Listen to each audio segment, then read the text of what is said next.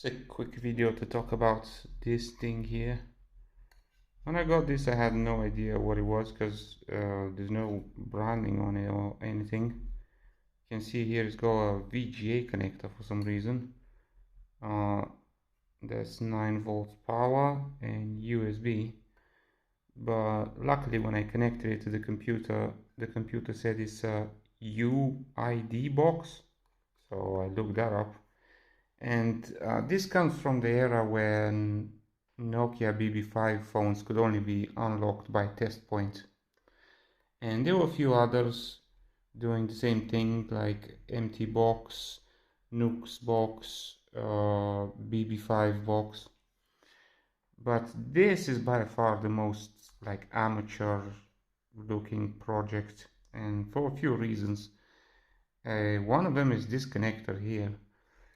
The other boxes that I mentioned had connectors like this. You plug in your RJ45, you plug in the USB cable, and you've got your power cables here. You've got 5 volts. This is the battery size indicator, and this is ground. So you connect these to the battery terminals, and then you have your test points. You plug this into your box, you connect ground close to the test points, and then when you're ready to unlock, you touch the test points in the required area. But this box here, not only does it have this weird VGA connector, it didn't come with any cables whatsoever. So you would get a VGA male connector, just basically a breakout connector that you plug in here, and then you get a spool of wire.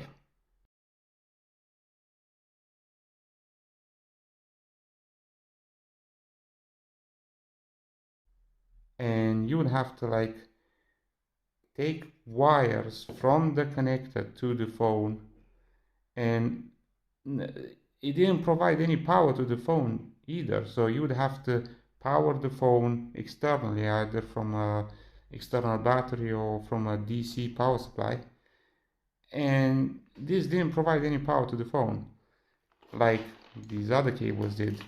And on the other boxes you would have 2 test points, right? You put ground and 2 test points. On some models you would have to run like 8 wires from this connector here, manually run 8 wires, solder them to the phone to get it unlocked, and that's so much more time consuming than the other boxes.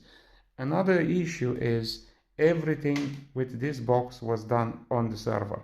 So all this box did was read the log from the phone and send it over to the server, and the server would feed you back the unlock code.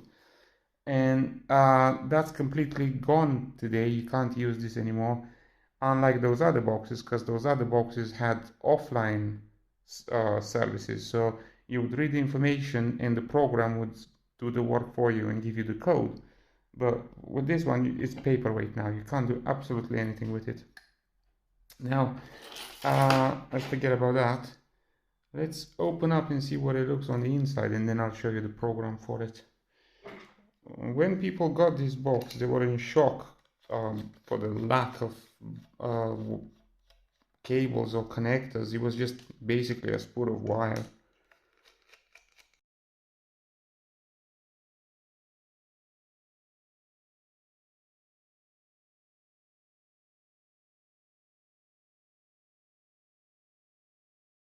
I found a forum talking about it, and this box died very quick because soon after BB5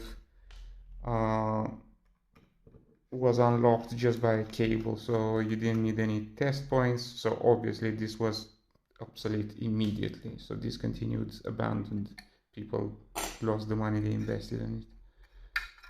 Let's have a look. It's quite a complex box. Processor there, pick, probably for protection. A lot of MOSFETs here. I can't understand why. Probably different power requirements for the chips. I don't get it. Because it doesn't supply the phone with any power. I don't get why I need 3 MOSFETs for it.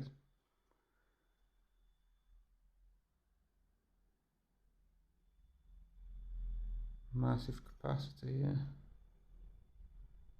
Okay. Alright. Put that back together.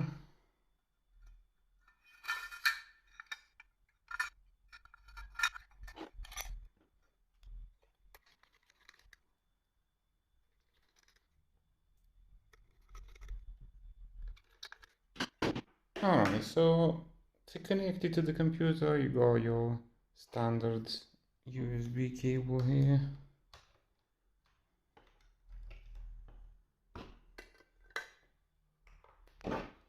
And 9 volts power. I've got this 9-volt battery here.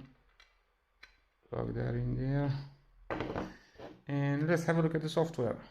Okay, so here's the software. Actually, let's have a look at the manual first.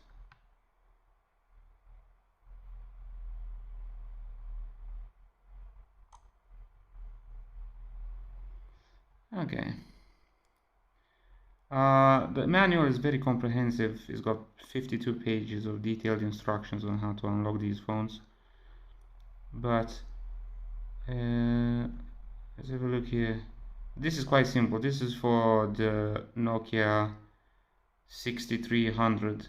So you only connect 3 wires here: VGA pin 8, VGA 5, VGA 4 here, and you can read the data of it. But some of them, like this one here, you have to remove this chip here and connect to ball points under the chip, which is so much more complicated than just plugging in the USB cable and touching the 2 test points like the other boxes did. Look at this one. You've got to look at all these wires that you have to connect to this PCB just to get the information you need from the phone. It's ridiculous.